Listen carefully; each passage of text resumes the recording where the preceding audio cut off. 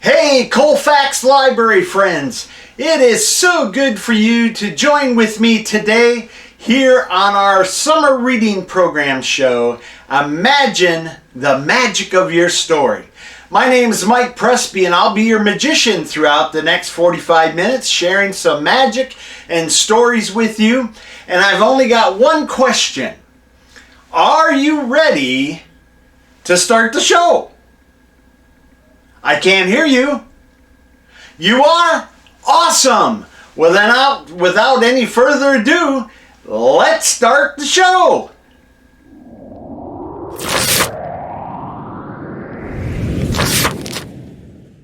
Welcome to the show. Are you guys ready for some magic? I know I am. Let's make some happen.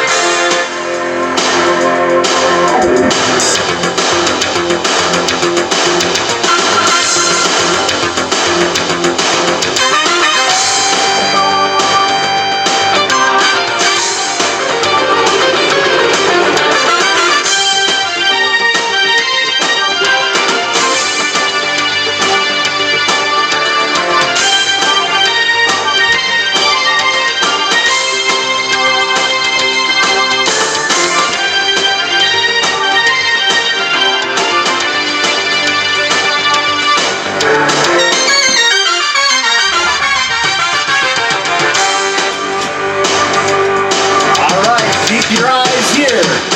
1, 2, 3, and...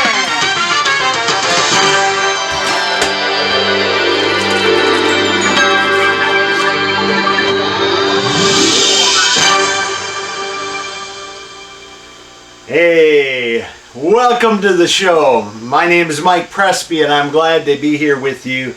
This is my little friend Hocus, my little bunny. He travels with me everywhere. And we wish we could be with you there in person, but we're glad that you've tuned in today. We're going to have a lot of fun. Our show is called Imagine the Magic of Your Story. I'll be sharing some things of my story, and maybe our friend Hocus will make his appearance a little bit later in the show. I want to thank you again for tuning in, and let's get on with the show. Well, that was a lot of fun. I hope you enjoyed meeting my friends Aladdin and Jasmine, my birds, and also Hocus the bunny rabbit. And hopefully Hocus will be back a little bit later in the show. You know, a lot of people ask me, what is my story? How did I get started doing magic? What was my inspiration? Well, when I was about 8 years old, I saw a magician. And he did exactly what I did. He made some birds appear, and he made a rabbit appear. And I was just in awe. I couldn't believe it. I didn't know how he did it. And I said, that's what I want to do someday. I want to become a magician. I imagined in my mind what it might be like to be a magician. And I began dreaming. Well, I saw a magician not too long after that, and he performed at a library. And I went to his show, and after the show, I went up to him and I said, Mr. Magician, I was only about 9 years old, and I said, how did you get started doing magic? Well, he took a little scarf that he had on his neck off, and he said, Mike, I got started doing magic by doing something magical, and that is I took a scarf and I waved it up and down, and amazingly enough it turned into really what the key is. It turned into the word reading. Because that's how I got started doing magic. I started reading all the books I could find. I said, well, that's kind of neat. I said, what kind of books? And he said, well, go to your library and you'll be able to find all kinds of books about reading, about magic. So he took out some cards and he said, let me show it to you this way. He took out some cards. He had 3 playing cards. They were big ones, and as you can see, they are 3 different cards, 2 red ones and a black one. There's the King of Hearts, the Ace of Clubs, and the King of Hearts. 2 Kings of Hearts and an Ace. 2 of them are red and the one in the middle is the black. He said, Mike, if I take out that middle card and I set it down here on the table, which 2 cards do I have left? I said, well, that's easy. You have the 2 red kings left. And sure enough, I was right. He had the 2 kings left. He said, well, if I have the 2 kings left, what card do I still have left on the table? I said, well, that's easy. That's the Ace of Clubs. And he said, you would think that would be correct, wouldn't you? And I said, yeah. And I said, it has to be. That's what the 3rd card was a black ace. He said, no, Mike, actually the card in the middle was your library card, because that is the most important card you can have. Because with a library card, you can go to the library and you can check out all the books you want, and you can use your imagination and you can get and learn about hobbies and things. And that's how I started doing magic. So I went to the library, I checked out all the books I could find on magic, and I began learning some tricks. And as I got older, I wanted to study more about who some of those magicians were. I had seen a lot of them on television, and so I ended up buying some books to help me with that. One of the books I bought was a book called The World's Greatest Magic. It was a neat book because it talked a lot about all the magicians that were around when I was a kid. People like Doug Henning, Siegfried and Roy, Mark Wilson, a bunch of them. And I learned a lot about them and how they got started doing magic. I found another book which has really become what I would call my best book on magic, which was a book written by a magician named Mark Wilson. And it's called The Mark Wilson Course in Magic. As you can see, it's a pretty thick book, but it is filled with all kinds of tricks that you can learn how to do, from rope tricks to card tricks, all kinds of them. And I started learning a lot of tricks there. In fact, one of those tricks I'm going to do for you in a minute. Another book I found as I got older is I wanted to start thinking a little bit more about magic. And a friend of mine wrote a book called The Magic of Thinking Creatively. And it really got my imagination going and how I could develop a magic show and develop tricks to actually mean something. Well, that's kind of how I got started, reading books. And you can read books on whatever subject that you might like. And the reading and your library card are great ways to do it, especially this summer. Take some time, go to your library if they're open, or check them out online and pick them up, and do some reading and be inspired. Use your imagination, and you never know what can happen. Well, I want to share a trick with you that I learned from the Mark Wilson's Course in Magic, and I've been doing that trick for over 40 years in my shows. So with that, let me show it to you. Well, I wanted to show you that trick that I learned well over 40 years ago. And it was a very easy trick, and one of the very first ones that I learned from reading a book. And you need 3 ropes for this trick. You need a small piece of rope, you need a medium length piece of rope, and you need a long piece of rope. And as I got into high school, after I had learned this trick, I found out that it could pay off for me. I was not doing very well in math class. That was not my favorite subject. And I really didn't like it. And we had a math teacher in high school who would bring in a college professor to try to stump us with some fun mathematical problems. Well, I never was able to figure them out. And so one day I went to the professor and I said, "Professor, if I show you a magic trick and I can fool you with the magic trick, would you help me figure out these math problems?" He says, "Well, I don't think you'll be able to do it." And I said, "Well, watch carefully. I have a short piece of rope, I have a medium length piece of rope, and I have a long piece of rope."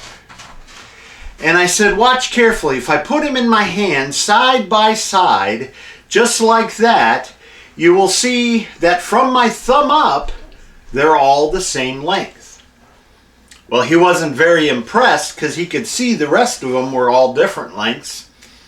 I said, "But watch, Professor, if I take the short one, I bring it up to the top, and I take the medium one and I bring it up to the top, and I take the long one and bring it up to the top, once again up by my thumb, that looks like they're all the same length."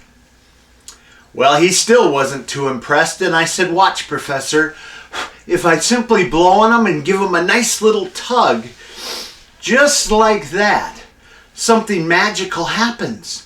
Because now they're all three the same length. We have one rope of a medium length. We have a second rope of a medium length. And we have a third rope, all the same length." The professor looked at me and he said, "Mike, how in the world did you do that?" I said, "I'm not really sure, Professor, but if I bring all three ropes back up to the top, give them a little bit of a shake just like that, we started back with a small piece of rope. And then we had a medium length piece of rope. And last but not least, we had a long piece of rope, just like that." Well, I was able to stump that math professor, and he helped me figure out some problems. And I know the question that a lot of you might wonder is, did you pass your math class? Well, I did, and I have yet to use algebra in my career other than a magic trick illustration. But that just goes to show you something you can learn from reading a book, and that's where I learned that trick, was from a book. Nowadays, it's a lot easier to learn magic tricks.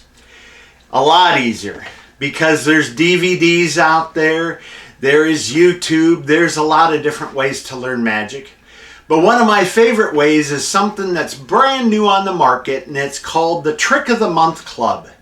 And I just got my brand new trick, and I thought I'd share it for you. So let me get it ready, and I will show you my newest trick of the month. Nowadays, there's a lot of ways to learn how to do magic. Reading books is probably the best way. But they have DVDs, and there's something brand new for magicians called the Trick of the Month Club. And I subscribe to it, and every month I get a brand new magic trick, and I've got a brand new one that I want to do for you guys today. It's called the $100 bottle and glass trick. It works really good. They ship you everything you need, and they give you some CD instructions that come on CD with music and the whole bit, and you just follow along. And sometimes it's a good trick, sometimes it's not a good trick. And I thought I'd do it for you today.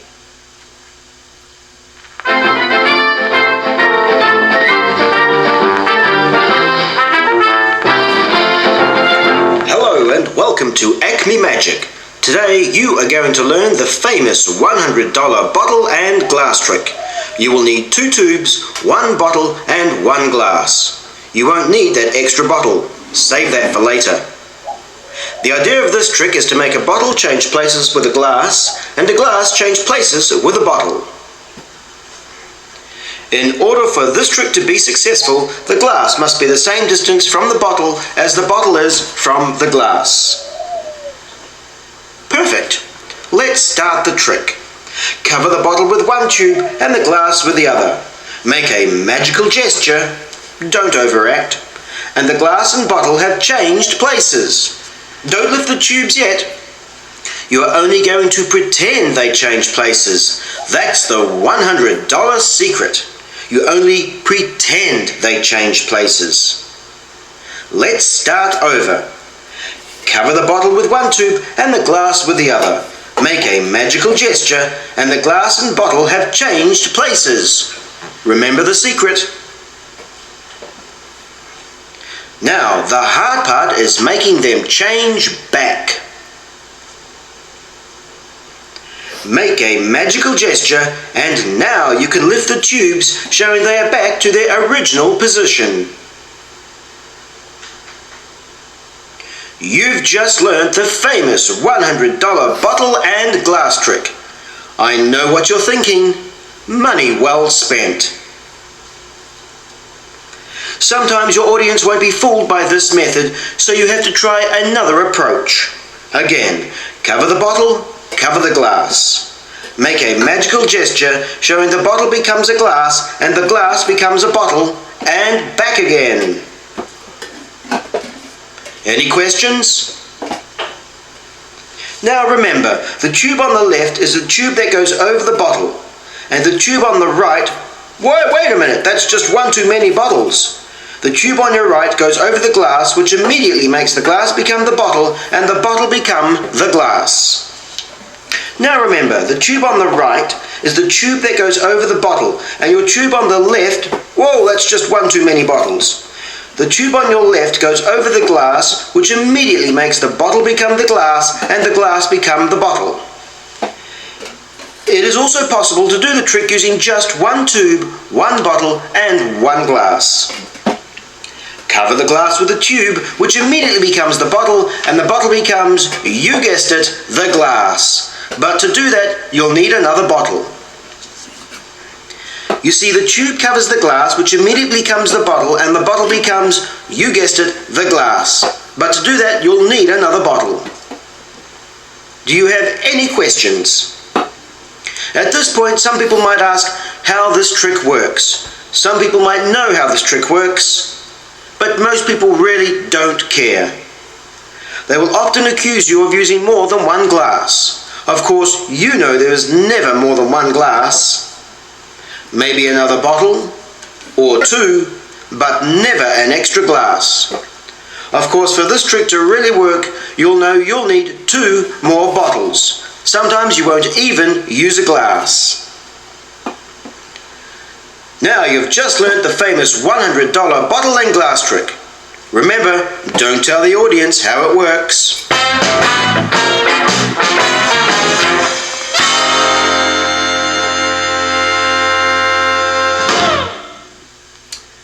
Well, that's kind of an interesting trick. I don't really like root beer, so I guess they got my favorite, Diet Mountain Dew.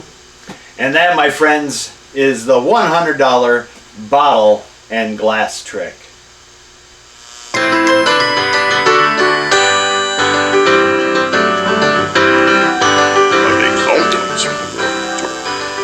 Al?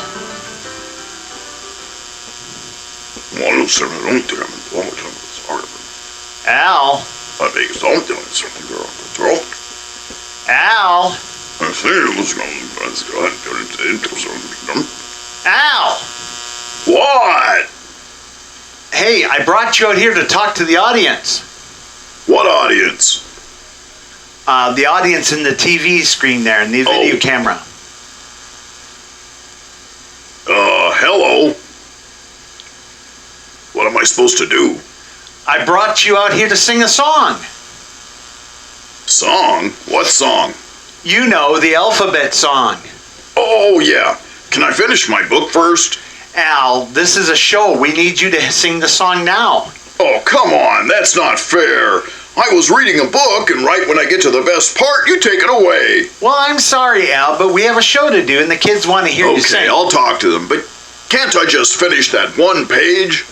Please? All right, but you got to make it quick. Oh, thanks. I will never forget this. You better not. All right, go ahead. Okay. Oh, this is good. Oh, wow. Who would have thought? No way. Ah, you scared me. Al, this is silly. I really need you to sing the song now, okay? Please. Oh, not yet, please. I was almost finished. Well, I know you were, but I really need your song. Reading's important, I get But I it. can't. The story is so good. Well, I'm sure it is, but right now you gotta sing. Reading's important, I know, but it was a classic called Treasure Island. Wow, that is a good book. Oh, yes, it is. This guy gets a hold of a treasure map stolen from an old buccaneer. And he and his friend, they get on a ship with a bunch of scared sailors. And they set off for Treasure Island to collect the gold. Wow. Yeah, the captain was Long John Silver, a crusty old pirate. His crew started a riot and tried a mutiny to get a hold of the treasure themselves. Well, then what happened? Okay, there we are on Treasure Island with greedy pirates, all of us fighting for the gold, digging in the sand, trying to find the treasure chest. When suddenly, Yeah? you took my book away. Well, I'm sorry, Al. I know reading's important, but you gotta sing the song. It sure is. All of us who read are more successful in school, and you know what that means. What's that? It means reading makes you smarter. Well, you can't read if you don't know all the letters in the alphabet, Good books can inspire you to use your imagination. Why, Well, they that- can help you figure out what you want to do with your life. Right, Now, we've that's talked important. about that. Yeah, we've talked about that. But And some books are like watching a movie in your head. When I read a book, I make up what the characters look like. I really love that. well, reading's no good if you don't know the alphabet, right? Right, every one of those letters is in my book, so you have to learn to read them well. Well, I tell you what, why don't you sing the song and then you can finish your book, okay? Oh boy, okay, here we go. A, B, C, D, E, F, G. I'd like to get back to reading my book. Finish the song first. Oh. H, I, J, K, L, M, N, O. I really want to read my book. When you finish the song. Oh. Q, R, S, T, U. No, I think you're being a little unreasonable here. Al, just finish the song. Oh.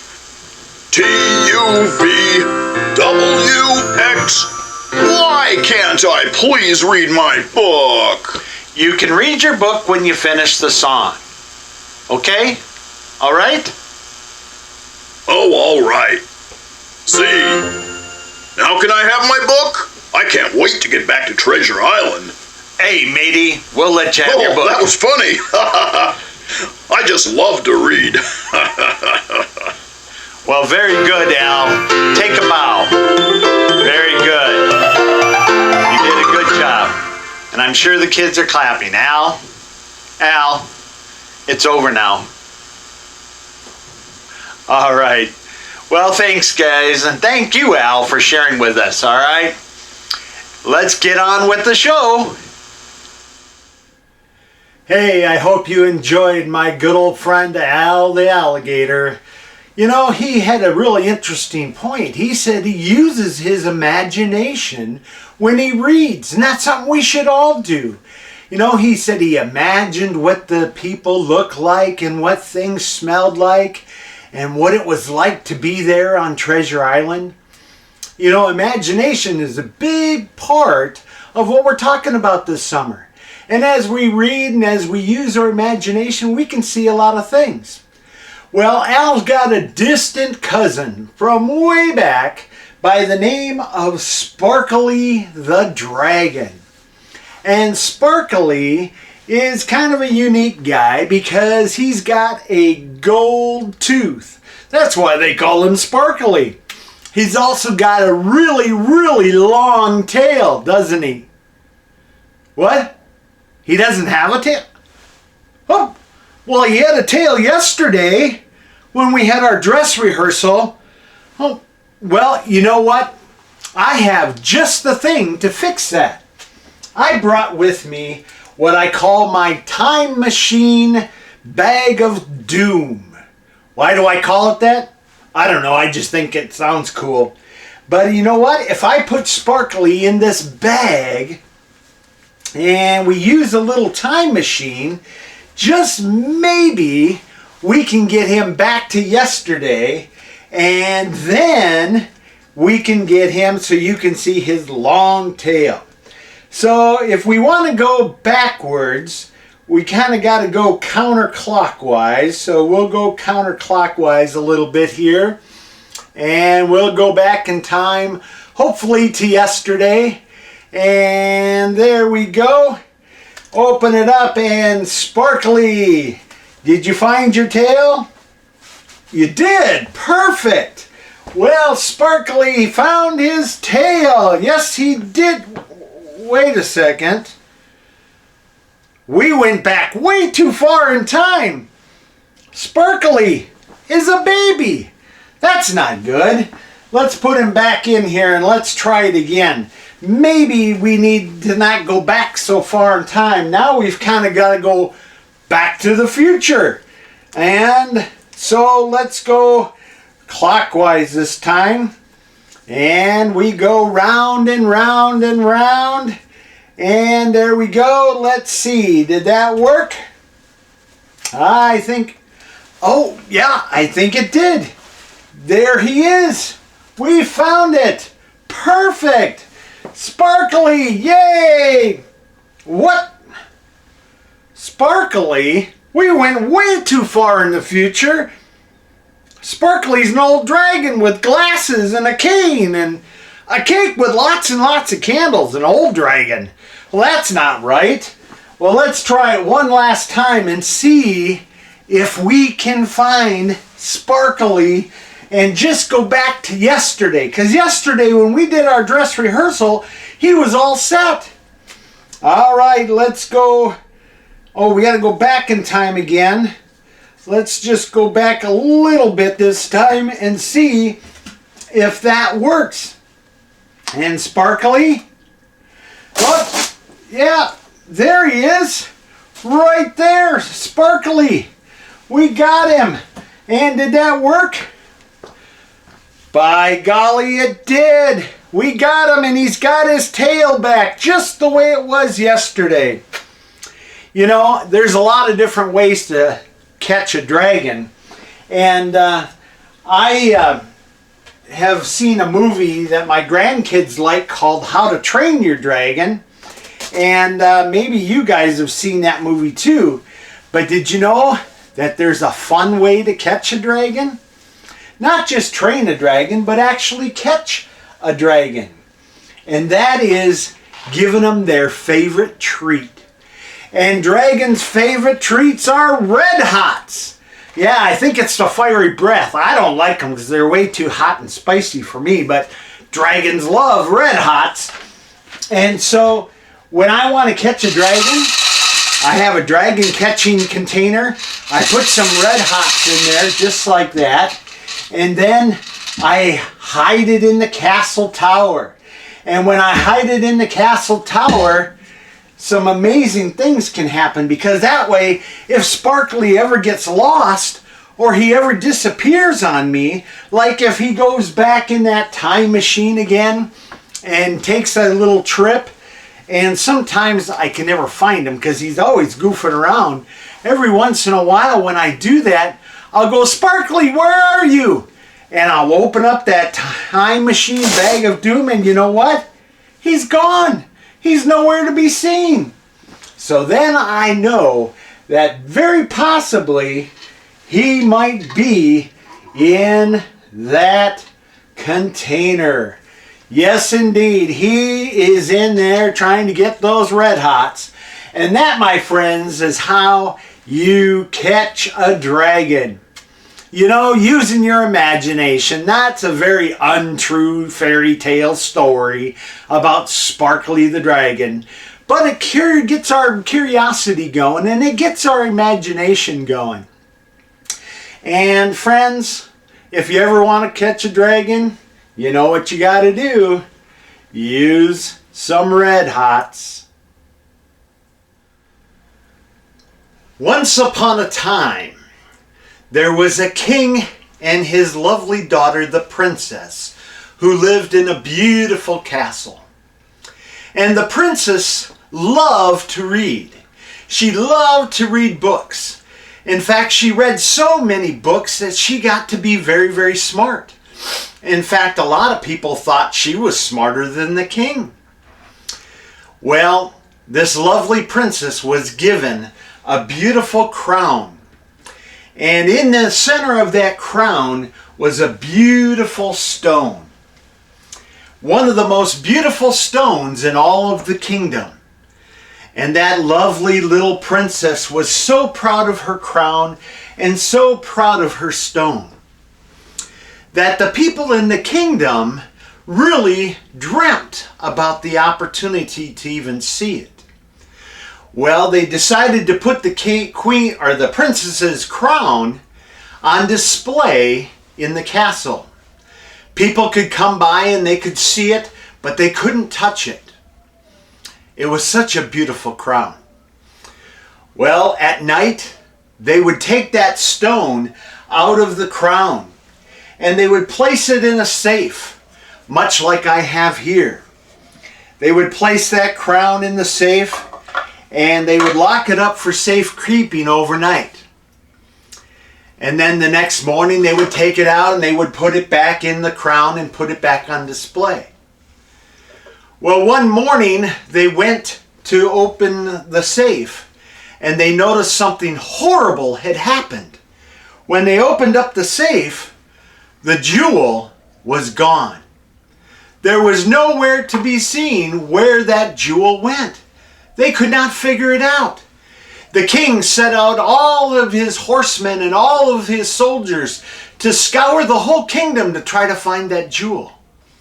But again, they couldn't find it anywhere. When the princess found out about that fact that her stone had been taken out of her crown, she cried and cried and cried for weeks. She stopped reading all the books that she had been reading, and she went into a really deep sadness and a deep depression. The king tried to console her and he said, "Honey, it's going to be okay. You know, earthly possessions aren't as important as the knowledge and wisdom that you've gotten from reading all those books. You see, things like that can be taken from you, but the wisdom and knowledge from all the reading that you've done stays with you forever. Nobody can take that from you." Well, the princess finally decided maybe she'd start reading books again. She came across a book that said, "Hope is believing that something bad can turn out good." She started reading that book and it began to make her think about what her father had said. And she went back to her father and she said, "I realize now that earthly possessions are not the greatest treasure. The greatest treasure is the good stuff and the knowledge and the wisdom that I have from reading. And I just read a book that said hope is the ability to believe that something good can come from something bad." Well, the king was so glad to hear it. And when they were sitting there and they were looking at that empty crown, something magical happened. For that crown, as they sat there with just a little twinkle and they were smiling about what the daughter had learned in those lessons, the stone reappeared in that crown, just like magic. And that daughter and that king were so happy. She learned two important lessons that day: that wisdom and knowledge is the most important thing that you can get, and nobody can take that from you. And the second lesson she learned is that even in the midst of bad things, good things can come from it. You know, many of us have been cooped up for a while and we haven't been able to go anywhere. We haven't been able to go to school. And sometimes we think, yeah, it's a pretty bad situation. And at times it may have seemed that way. But there are good things that can come from that. And as you read books, you gain wisdom and you gain knowledge. And those are some great things that nobody can take away from you. So I encourage you this summer to check out some books at your library, do some reading, use your imagination, and you can be just like that princess and gain all kinds of wisdom and all kinds of knowledge. And that, my friends, is the story of the Princess Crown Jewel. Well, we've enjoyed a couple of fun stories about dragons and about the princess. And Al shared his story about Treasure Island and how he imagined things of what the characters looked like and what it sounded like and maybe even what it smelled like. But using our imagination is important, and so I want you to use your imagination right now, and I want you to think of your favorite color. I brought a paint can with me, and of course there's not a whole lot in that paint can, but I did bring one, and I've got a nice little crate that it comes in as well. And if we concentrate, use our imagination, just maybe we can make a little magic happen. So think about your favorite color, imagine some invisible paint.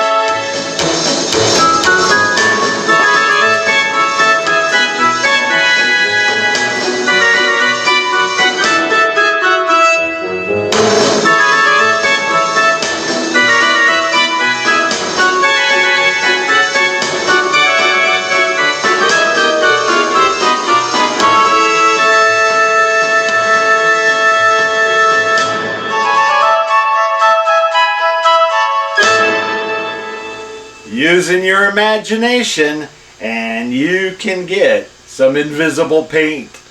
I hope you enjoyed that. That's one of my favorite lovely illusions. I don't know where they all come from, but I hope you enjoyed it. Well, using your imagination, we've talked about quite a bit today. We imagined the story of Sparkly the dragon, and we imagined using the paint can to make some invisible scarves appear that were all colored kind of like invisible paint, and using your imagination. Well, I decided I wanted to have you guys help me out with a magic trick right there at home, right where you're sitting watching this show. I have here a picture that was drawn of me a number of years ago by an artist who captured one of my magic shows. He saw my picture and he saw the show, and he decided he would draw a picture, kind of like a cartoon and kind of like a coloring page. And he said, I thought I'd make a little picture for you. He gave it to me. It was a beautiful picture, black and white. But I said, you know, it would look a lot better with color.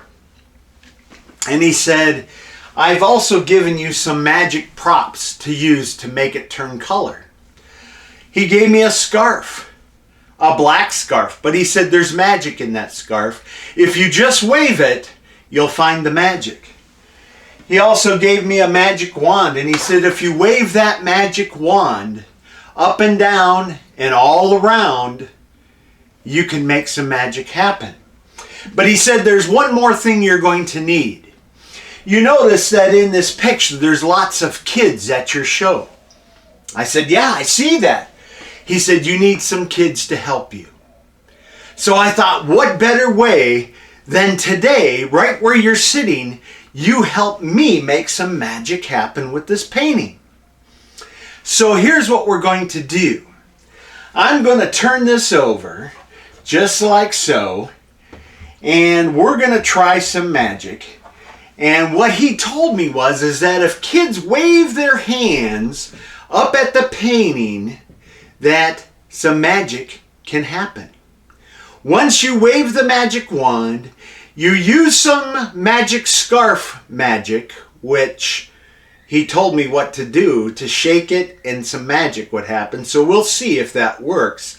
And the kids wave their hands, you should get some magic to happen to that poster, and it should fill with color. So I thought, well, let's try it out. So I grabbed that scarf like he said, and he told me, he said, all you got to do is wave it up and down, up and down. And as you wave it up and down, some magic happens, and yes, there's some color that comes from it. And he said, take that color and wipe it all over the back of that picture. Make sure you get every inch, every corner, the center, every which way. Get the color into that picture. He said, then take your magic wand. Wave it up and down and all around. Up and down and all around. Up and down and all around. And then he said, make sure you have the kids help you. So I'm going to ask you right now, watching through the screen, to take and wave your hands right up here at the picture. Wave it right there at the screen, and let's see if we can make some magic happen through video. You ready? On the count of 3. 1, 2, 3. Everybody wave your hands. Hey, some of you guys aren't waving your hands. Get back to it. You need to wave your hands. We need everybody to do it. Moms and dads, you guys wave your hands too. All right, let's try it again. Ready? 1, 2, 3. Wave your hands. And voila, I think our picture may have turned out. By golly, you know what? It did. What, you want to see it? Well, I don't know if I should show it to you. You really want to see it? Okay, well, I'll turn it around so you can see it. And yes, indeed, your magic fingers, the magic cloth, and the magic wand made our picture nice and colorful of that show that guy visited and drew the picture of me. And I want to thank you guys for helping me out. It's nothing like using your imagination and a little bit of help from you guys, the audience, to make some magic happen. Thank you much. Well, I wanted to share another fun little story with you. This is a story about a couple rabbits, because you know every magician has got rabbits. And this one is about a couple of rabbit friends of mine named Salt and Pepper. And Salt lives over here because he's white, and he lives over here in the white painted house. And Pepper is a black rabbit, and he lives over here in the black painted house. For obvious reasons, white and white and black and black. Salt and Pepper. Well, these two guys love to use their imagination. They always love to play a trick on people, especially the magician. Now let me show you that the backs of the houses look the same as the front. They have black and white on the back just like they do on the front. Well, these two guys always love to play tricks on me. And so I went to go see them one day, and with a little bit of magic they played a trick. Pepper was over in Salt's house, and Salt was over in Pepper's house. And I said, how did you guys do that? And they kind of laughed and they snickered and they said, it's magic. I said, no, you guys played a trick. And just so you see that the fronts look the same as the back, I said, you guys need to go back to your original houses. They said, no problem. And they snapped their little rabbit's feet. And guess what? Salt was back in his house, and Pepper was back in his house. Well, I thought that was pretty good. They didn't even actually get out of their houses to move. They just changed with a little bit of magic. I thought, something's up here. Well, I want to show you that the backs look the same as the fronts. And so one day I went to them and I said, you guys want to help with the show? How about you guys do that trick? And they said, what trick? And I said, the trick where you change houses. They said, fine, snap your fingers. I said, boom. And guess what? Salt was over in Pepper's house, and Pepper was over in Salt's house. And when I showed the backs and the fronts looked exactly the same with a snap of my fingers, guess what? Pepper was back in his house, and Salt was back in his house. And the two of them thought it was pretty good. However, the people that were watching the trick said, Mike, we know how you did that. I said, how? I said, the rabbits did it. I didn't do it. They said, no, you didn't. Why don't you turn them around? I said, okay, I can turn the rabbits around. And so I turned the rabbits around. They said, no, not like that. I said, okay, how about like this? And they said, no, that's not what we meant either. We want to see the backside. The backside? Okay, so I turned around, showed them my backside. They said, no, not your backside. And I know what you guys are thinking right now. You think you want to see the backside of the rabbits. Well, I don't know if I should show you the backside of the rabbits because it might ruin the trick. Are you sure you want to see them? You do? Okay. Well, I turned around the back of the rabbits, and guess what? They weren't Salt and Pepper on the back, just like everybody thought. Those two tricky rabbits fooled everybody because now they look like ketchup and mustard. And that, my friends, is my story of Salt and Pepper, the Magic Bunnies.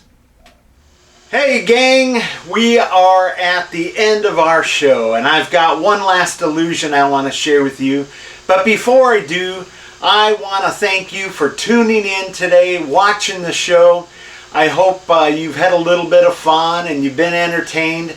But most importantly, I hope you learned a little about me, a little about using your imagination, and most importantly, doing lots of reading. Summer is a great time to do reading. Going to the library, checking out books. Even though they may not be open full time, I'm sure you're still able to figure out a way to get some books from the library.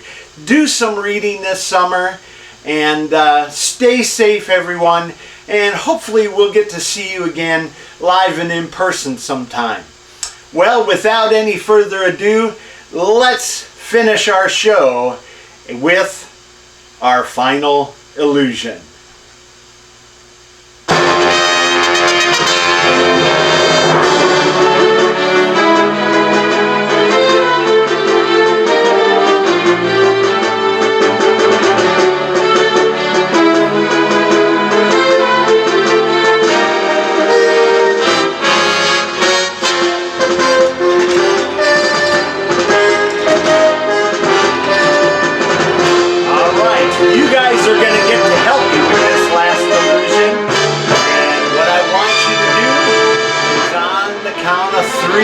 I want you to wave your hands at that screen again, and let's see if we can make some magic happen at the library. All right, you ready? 1, 2, 3, wave your hands, and voila! What? Nothing there? Oh no, it didn't work. Oh, you know, we forgot the magic words. So let's try the magic words. Reading is magic. All right, you ready? 1, 2, 3. Wiggle your fingers at the screen. Say the magic words. Reading is magic. And voila! Did it work? It did. All right. Yes, it did. There's our little friend Hocus back again. And Hocus, yes, he's come back. And we are so glad you tuned in. You gonna say goodbye, Hocus? Well, I will. Thank you guys. Have a great rest of the summer.